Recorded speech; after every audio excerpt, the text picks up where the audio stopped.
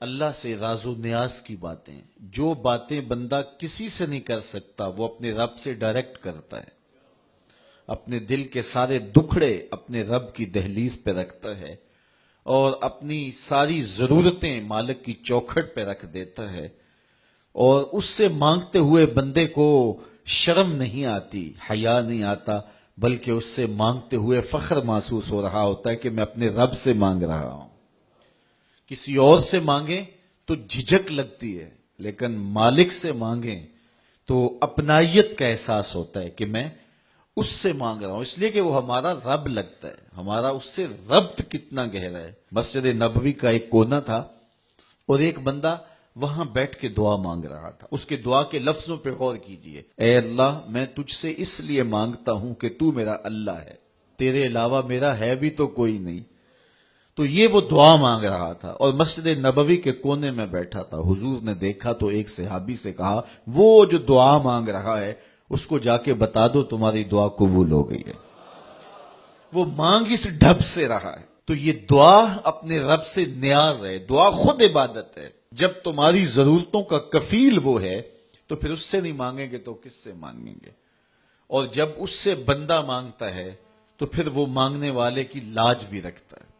ان ربکم حیی کریم یستحیی من عبدہ اذا رفع یدہ ان یردہما صفرا. تمہارا رب حیا کرنے والا کریم ہے. جب بندے اس کے سامنے ہاتھ پھیلا کے دعا مانگتے ہیں، اللہ فرماتا ہے مجھے شرم آتی ہے ان کے اٹھے ہوئے ہاتھ خالی کیسے موڑوں. جب انہوں نے مجھ سے مانگا ہے تو میں نے بھی نہ دیا تو کون دے گا؟ میں ایک سادی سی بات کرتا ہوں. اتنے لوگ جتنے لوگ یہاں بیٹھے ہیں، اگر کسی دنیا دار کے ڈیرے پہ چلے جائیں اور اس سے کوئی چیز طلب کریں اور وہ دینے کی استطاعت رکھتا ہو تو وہ کیا خالی لٹائے گا؟ وہ کہے گا اتنے لوگ آگے ہو تو ڈیرہ داری کی شان کے خلاف ہے کہ میں ان کو خالی لٹاؤں. تو جب یہ دنیا دار خالی نہیں لٹاتا تو رب کیسے خالی لٹائے گا؟ جب بندے اس کی دہلیز پہ چل کے آ جائیں تو وہ بندوں کی ضرورتوں کا کفیل ہے اور ان کے ہر درد کو جانتا ہے اور ان کی ضرورتوں کو پورا کرتا ہے. علماء نے کہا دعا ہر صورت قبول ہوتی ہے. یا تو یہ ہے کہ فوراً قبول ہو جاتی ہے، جو مانگا فوراً مل گیا، اور کبھی ایسا ہوتا ہے کہ فوراً نہیں ملتا، حکمت ہوتی ہے اور فوری دینا مناسب نہیں ہوتا تو اس کو فوری نہیں دیا جاتا، لیکن دعا بعد میں کچھ عرصے کے بعد اس کی ڈیمانڈ پوری کر دی جاتی ہے. اور کبھی ایسا ہوتا ہے نہ فوری دیا جاتا ہے نہ بدیر دیا جاتا ہے، اس دعا کو ذخیرہ کر لیا جاتا ہے اور حشر کے دن اس کا بدلہ دیا جائے گا. اور روایت میں آتا ہے حشر کے دن جب ان دعاؤں کا بدلہ دیا جائے گا جن کا بدلہ دنیا میں نہیں ملا تھا تو لوگ آرزو کریں کہ کاش کہ دنیا میں کوئی دعا قبول ہی نہ ہوئی ہوتی، سارے صلے آخرت میں ملتے. اللہ اکبر.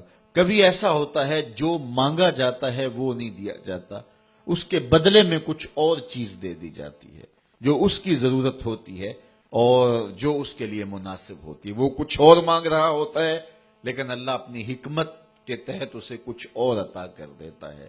بہر صورت دعا قبول ہوتی ہے اور بندوں کے اٹھے ہوئے ہاتھ اللہ پسند کرتا ہے. آج یہ بھی بحث چلتی ہے نہیں مانگنا چاہیے، فلاں وقت میں نہیں مانگنا چاہیے. تو وہ کہتا ہے مجھ سے مانگو جب بھی مانگو، میرا دست کرم تمہیں دینے پہ آمادہ ہے. اور اگر کوئی نہیں مانگتا تو فرمایا کل ما یابو بکم ربی لولا دعاؤکم، اے محبوب فرما دو اگر یہ نہیں مانگیں گے تو اللہ بھی پرواہ نہیں کرے گا. مانگنا تمہاری ضرورت ہے، اگر تم مانگتے رہو گے تمہاری جھولیاں بھرتا رہے گا، اور اگر تمہیں اسے نہیں پکارو گے تو وہ بھی تمہاری پرواہ نہیں کرے گا. تو اس کے حضور دعائیں مانگو، اپنی آرزویں پیش کرو، اپنی تمنائیں اس کے حضور پیش کرو. اچھا دنیا داروں سے مانگیں تو اپنے لیے مانگتے ہیں، لیکن اللہ سے مانگو تو اپنے لیے بھی مانگو، اوروں کے لیے بھی مانگو. وہ کریم ہے، وہ دیتا ہے اور خوش ہو کے دیتا ہے، تو اس سے مانگو، اس سے جھولی پھیلاؤ.